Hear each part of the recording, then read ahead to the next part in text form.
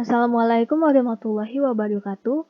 Halo semuanya, kembali lagi di video persiapan kompetisi Sains Nasional KSN 2021 bidang astronomi. Nah, pada video kali ini, saya akan membahas mengenai teori pembentukan tata surya. Tata surya adalah susunan benda-benda langit yang berputar mengelilingi matahari sebagai pusatnya. Tata surya terdiri dari planet, satelit, planet kerdil, meteorit, planetoid atau asteroid, dan juga komet. 8 planet berturut dari yang paling dekat matahari adalah Merkurius, Venus, Bumi, Mars, Jupiter, Saturnus, Uranus, dan Neptunus. Mereka mengitari matahari pada lintasan atau orbitnya masing-masing. Nah, ada 5 teori yang menjelaskan mengenai proses terjadinya tata surya, yaitu sebagai berikut. Yang pertama yaitu ada teori kabut atau nebula. Yang kedua yaitu teori planetesimal. Yang ketiga yaitu teori pasang surut. Yang keempat yaitu teori protoplanet atau awan debu. Dan yang terakhir yaitu teori bintang kembar atau litelon. Nah, pada video kali ini saya akan membahas semuanya satu per satu. Kita bahas dari yang pertama yaitu teori kabut atau nebula. Teori kabut atau nebula dikemukakan oleh Immanuel Kant dan juga Pierre-Simon de Laplace. Nah, ini adalah foto Immanuel Kant dan juga ini foto Pierre-Simon de Laplace. Immanuel Kant, seorang ilmuwan Jerman, membuat hipotesis tentang terbentuknya tata surya, yaitu bahwa tata surya terbentuk dari kabut yang berputar. Kabut itu membentuk matahari dan terdapat kabut kecil di sekitarnya yang membentuk planet. Adapun Pierre-Simon de Laplace mengemukakan teori yang hampir sama, yaitu tata surya berasal dari kabut yang berputar dan memampat dan memadat. Akibat dari putaran kabut ini, terbentuklah planet dan matahari. Pada dua teori di atas terdapat persamaan, yaitu tata surya berasal dari kabut. Nah, kira-kira seperti ini gambaran teori kabut atau nebula. Nah, yang pertama itu adanya kabut nebula. Lalu, kabut itu berputar dengan kuat dan terjadi pemadatan di bagian tengah. Nah, seperti ini. Lalu, di bagian tengah terbentuk matahari dan di piringannya terbentuk planet-planet. Ini matahari dan ini hampir terbentuk planet-planet. Planet-planet terus berputar dan membentuk orbit mengelilingi matahari. Nah, seperti ini. Sehingga terbentuklah tata surya. Tata surya seperti ini yang kita kenal. Yang kedua, ada teori planetesimal. Teori planetesimal ini dikemukakan oleh Thomas C. Chamberlain dan juga Forrest R. Moulton. Nah, ini foto dari Thomas C. Chamberlain, adapun ini foto Forrest R. Moulton. Thomas C. Chamberlain yaitu seorang ilmuwan geologi dan Forrest R. Moulton seorang ilmuwan astronomi. Keduanya berasal dari Amerika. Mereka mengemukakan bahwa planet terbentuk dari benda padat atau unsur-unsur kecil yang memang telah ada sebelumnya. Menurut teori ini, matahari sudah ada sebelumnya. Kemudian, pada suatu saat, ada sebuah bintang melintas pada jarak yang tidak terlalu jauh dari matahari. Akibatnya, terjadi peristiwa pasang naik pada permukaan matahari maupun bintang itu. Sehingga sebagian dari massa matahari tertarik ke arah bintang mirip lidah raksasa.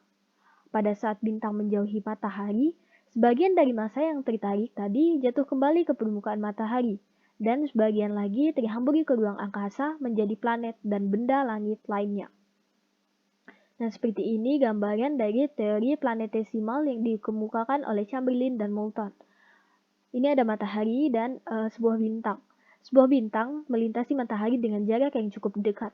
Lalu ada massa gas yang tertarik oleh bintang. Ini massa gas yang tertarik oleh bintang. Massa gas yang menarik kemudian mendingin.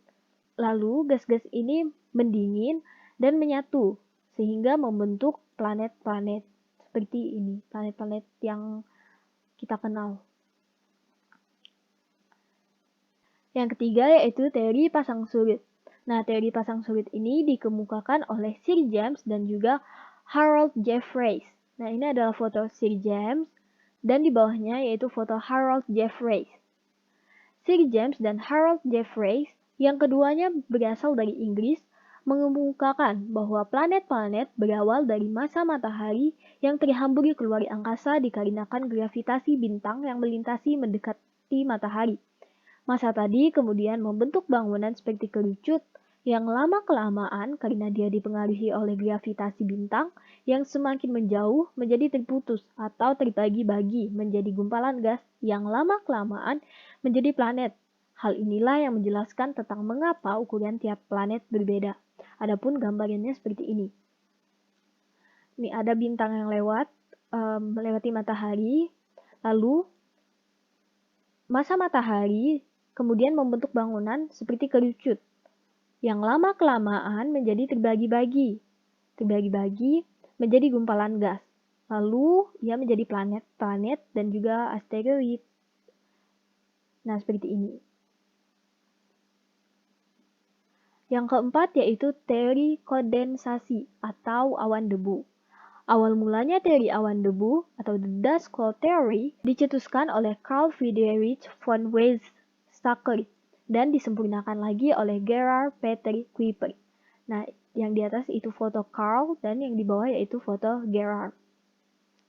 Teori ini mengemukakan bahwa planet terjadi dari bola gas dan gumpalan awan yang memampat atau memadat dengan proses lebih dari 5 miliar tahun lamanya. Pada proses pemampatan ini, partikel debu tertarik ke bagian pusat awan, membentuk bola dan lama-kelamaan menjadi cakram.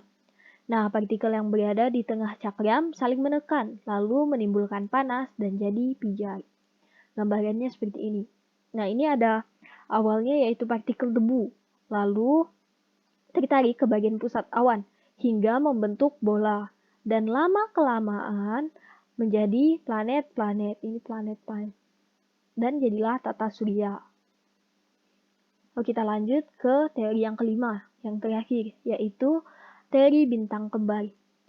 Teori ini ditemukan oleh Raymond Arthur Littlon, seorang berkebangsaan Inggris pada tahun 1956. Nah, menurutnya, sebelum galaksi terbentuk, terdapat 2 bintang raksasa di luar angkasa. Awalnya di jagat raya telah ada 2 bintang, kemudian salah satu bintang meledak, kemudian serpihannya mengelilingi bintang yang satunya karena kekuatan dari bintang itu.